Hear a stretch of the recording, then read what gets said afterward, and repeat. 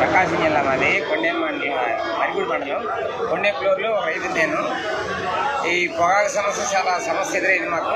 దాదాపు 2023, 2024లో 38 రూపాయలు, 350 రూపాయలు కొన్న పొగాకు ఇవాళ 170 రూపాయలు దించారు. ఇవాళ ప్రస్తుతం 170 రూపాయలు పొగాకు దించేసేస్తే మా ఖర్చులు కింటా పొగాకు పండించేసేవరికి దాదాపు 230-220 రూపాయలు పడుతుంది. ఆ ప్రకారం చూసుకుంటే 30,000-32,000 దాకా కొంటే కానీ మాకు గిట్టుబాటు కాదు.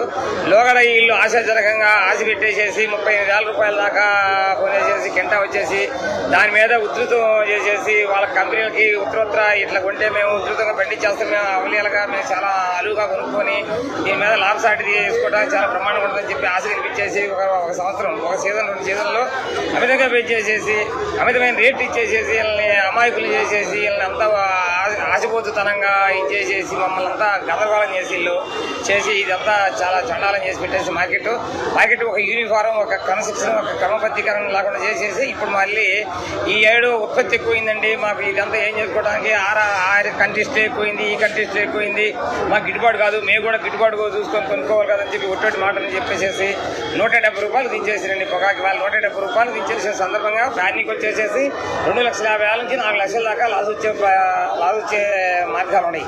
కాబట్టి ఇది ఏదన్నా ఈ గవర్నమెంట్ కానీ ఈ బోర్డు వ్యవస్థ కానీ కొనుగోలు చేసే డీలర్లు కానీ గమనించేసి కొంచెం కుడియడంగా రైతులు నిలబెట్టేసేస్తే మళ్ళీ ముందు రానున్న రోజుల్లో ఈ పంటను మళ్ళీ కంటిన్యూ చేసి పండించగల శక్తి వస్తుంది. ఇదే కంటిన్యూ చేస్తే మటుకు రైతులు చాలా ఆత్మహత్యలు గురి కావాల్సి వస్తుంది.